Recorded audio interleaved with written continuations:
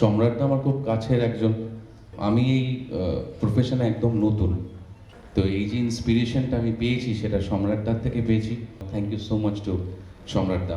এরকম রেসপেক্ট কিন্তু প্রত্যেকে যারা পেছনে রয়েছে তারা একটা না একদিন পাবে, এটা তোমাদের জায়গা।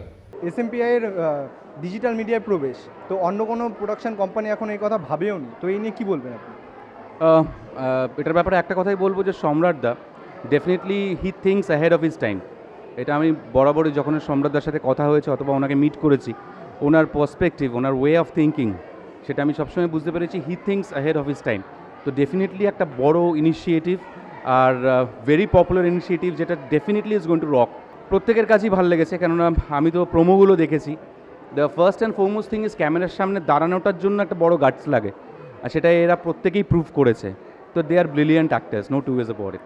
আজকাল বড় বড় সিনেমাকেও ওয়েব সিরিজে ভেঙে দেওয়া হচ্ছে, কেননা আমাদের কাছে টাইমটা এমন হয়ে গেছে, মানে you have very hectic schedule. তো সেইখান থেকে কনসেপ্টটা ডেভেলপ হয়েছে, তো it's going to definitely rock. Think Short Entertainment. Think SMPI Shorts.